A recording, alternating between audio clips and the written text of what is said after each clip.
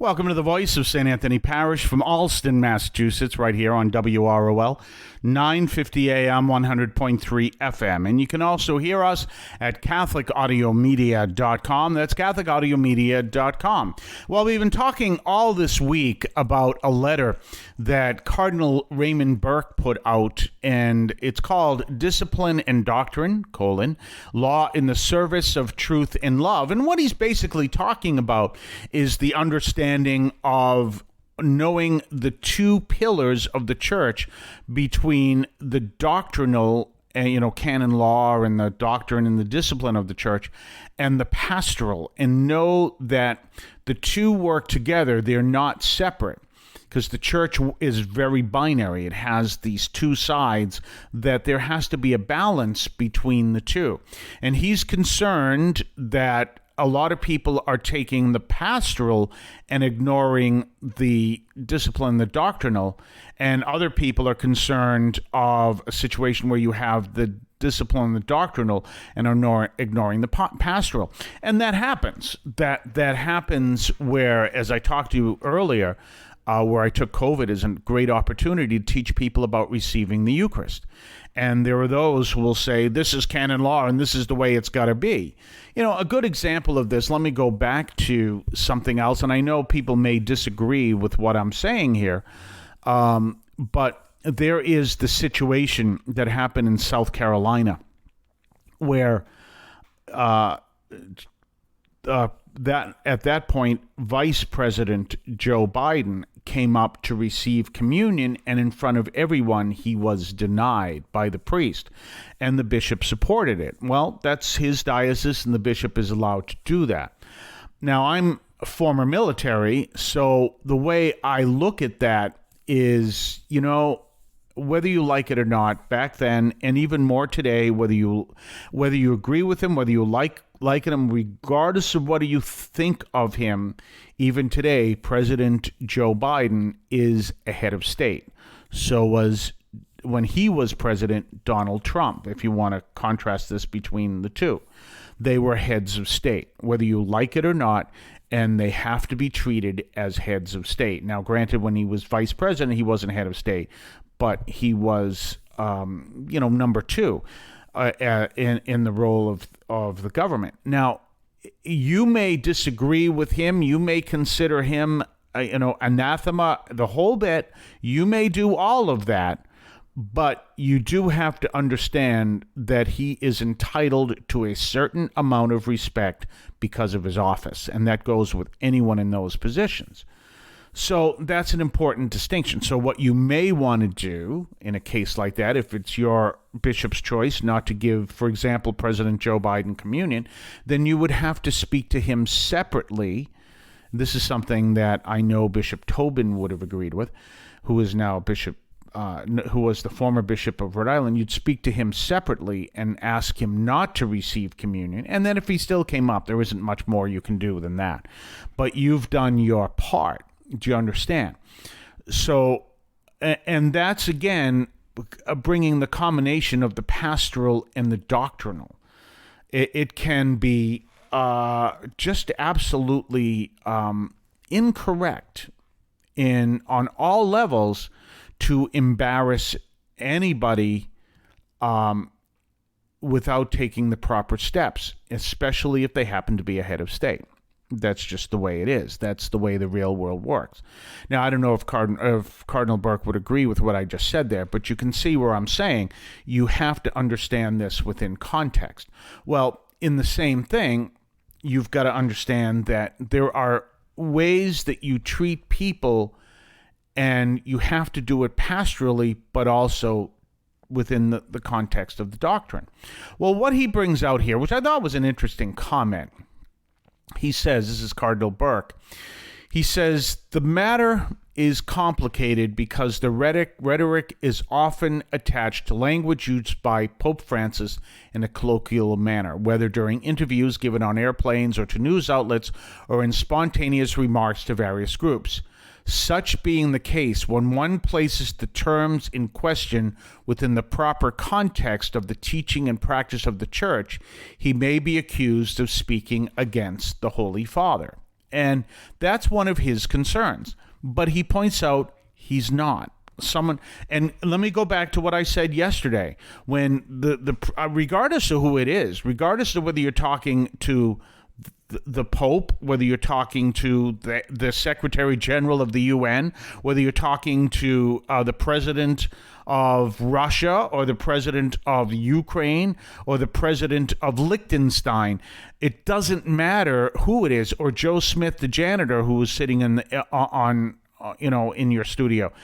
There is a lot going on when someone is being interviewed in the media, and you can't take those statements to be the law because there's just too much going on, and there's too many distractions and everything else. And I've been on both sides of the microphone, obviously, and that's important. We're going to talk more on the other side of the break. You're listening to the voice of St. Anthony Parish in Allston, Massachusetts.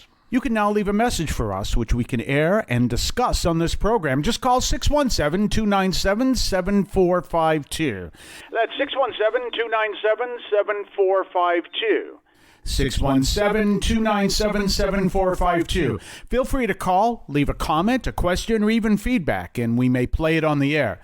I can discuss your comment or question as well, so give that a try. 617-297-7452, 617-297-7452. And don't forget our website, CatholicAudiomedia.com. You can also listen to the program at stanthonyalston.org, and at CatholicAudiomedia.com you will find our various podcast platforms where you can also listen to us. So anyway, here we have this part of where he's talking, Cardinal Burke is talking about this issue that comes up. So he says, the way in which I have come to understand the duty to correct a populist rhetoric about the church is to distinguish, as the church has always done, the words of the man who is Pope from the words of the Pope as Vicar of Christ. In the Middle Ages, the church spoke of the two bodies of the Pope, the body of the man and the body of the Vicar of Christ. In fact, the traditional papal vesture, especially the red mozzetta with the stole depicting the apostles Saints Peter and Paul, visibly represents the true body of the Vicar of Christ when he is setting forth the teaching of the church. None of which, these are my words, none of which he's wearing when he's answering questions on a plane. You see? So he makes a very interesting point here. He says, there is the Pope speaking in the first body of who he is, but he's not speaking as the authority of the church. He is speaking as, in the first body, the body of the man who is Pope. So that's what he's saying. So, and that's important, because anytime you have, especially, you got to realize you're not talking to a reporter. You're talking to many, many reporters. There was a great story that Dana Hersey gave one time where he was talking about an interesting interaction he had with another star. I forget. I think I remember the name of the star, but I won't say it. Just in case I get it wrong. And he explained, he says, what you don't realize is, when you watch these interviews, you see, like, Dana Hersey interviewing whomever, right? We'll say, hypothetically, Tommy Lee Jones. So he's interviewing whomever. But what you don't see is this is part of a whole process where there's a whole bunch of interviews going on, many people in the room. And so the star is going from person to person, and there's other stars doing the same thing. It could be like a big movie junket or something like that. And so, what you think is this is an exclusive interview that Dana Hersey has with, we'll say, Tommy Lee Jones, where in fact it's part of this press operation that's happening where Tommy Lee Jones is being interviewed by a lot of people. So you can understand that's something very similar to the case of the Pope. He's on the plane. He's probably either on his way to or on his way from a major event. He may be very tired, and he's surrounded by reporters who are throwing him questions. And what ends up on TV is his answer from the camera that's focused on him to one of the questions, but that's not an accurate portrayal of what the scene actually looks like. So this is a way to understand that. So you can't assume any of that is magisterial teaching any more than you can assume that if the President of the United States, I love chocolate, so I'm not going to use chocolate again. President of the United States says, well, this happened, actually, now that I think about it. Didn't George Bush, I could be wrong here, but didn't George Bush say something about broccoli, and then it became, oh, no one likes broccoli or something? You can make these statements off the cuff because you're really distracted. There's a lot going on. And what Cardinal Burke is saying is you do have to understand that scenario and understand that when the Pope is speaking like that, he's not speaking as the authority of the church. He's speaking first as the body of the man who is the Pope. He's not speaking in full authority. So it's a fascinating letter, which I'd recommend that you look up on your own. You can find it at cardinalburke.com. It's called Discipline and Doctrine, Law in the Service of the Truth and Love. Check that out. We're going to be back next week, but in the meantime, have yourself a blessed day. I want to call your attention to Catholic TV, which offers great faith-filled, family-friendly programming 24 hours a day. You can find your cable channel at www.getcatholictv.com, and you can watch online on the free apps or check out the YouTube channel. Daily Mass, Rosaries, the Divine Mercy Chaplet, and the Our Lady of Perpetual Help Novena are all available online and on demand. Check out catholictv.com. If you would like to support our program, please consider a donation to St. Anthony Parish in Allston, Massachusetts. There are several ways to consider this. One is to purchase any of our merchandise, which you can find at the shopping tab at CatholicAudiomedia.com. That's CatholicAudiomedia.com. There are coffee mugs there. There's also my latest book, Encounter Christ in Your Humanity, all of which you can find at the shopping tab at CatholicAudiomedia.com.